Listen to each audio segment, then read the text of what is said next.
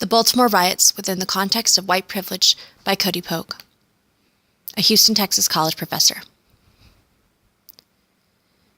I do not approve of the riots in Baltimore.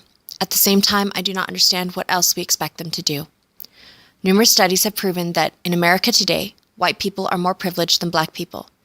We are not dealing with overt racism, but with a subtle form of prejudice that most people do not even know they are guilty of.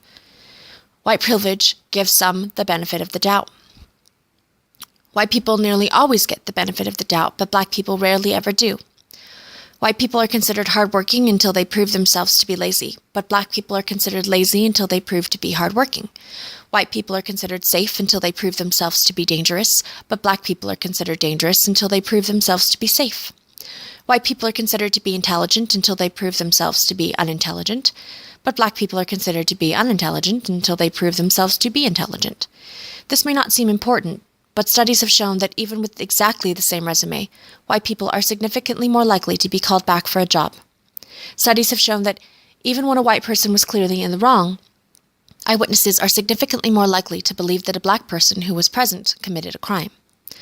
If nothing else, this means that in the split second when a police officer sees a suspect reaching into his pocket and he has to make an instinctual decision whether to use deadly force, he is more likely to do so with a black individual and take the risk with a white individual. In America, we subject an entire race of people to this unfair treatment. Then we force them all to live together in low-income, dangerous, inner-city, impoverished areas. Then we send white police officers into their communities who often expect them to be criminals in the first place.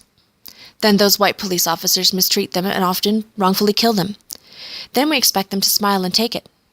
We call them animals when they take to the streets with violence because they can't stand anymore.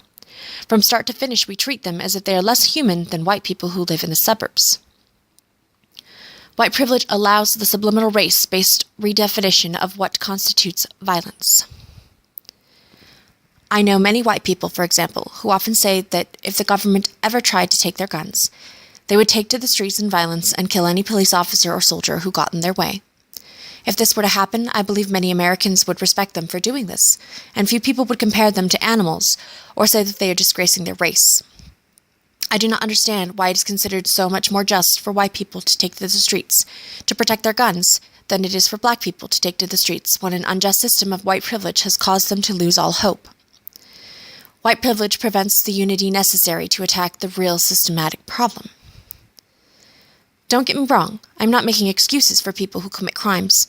Any person who destroys the property of another should be punished. But instead of directing all our anger to these desperate people who feel they have no other choice, why don't we direct our anger towards a system that has made them this desperate? Why don't we direct our energy to bringing about change?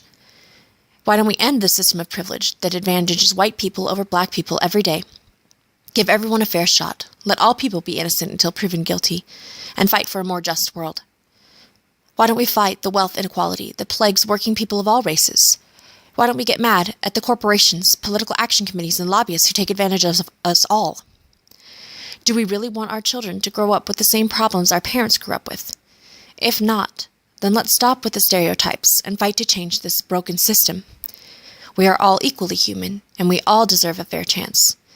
As I wrote in the post the other day, no person is better than any other. We have to see it that way. I am a white college professor with a master's degree, but I am no better than the people rioting in the streets. I just got a little more lucky somewhere along the way. The Baltimore Riots Within the Context of White Privilege by Cody Polk,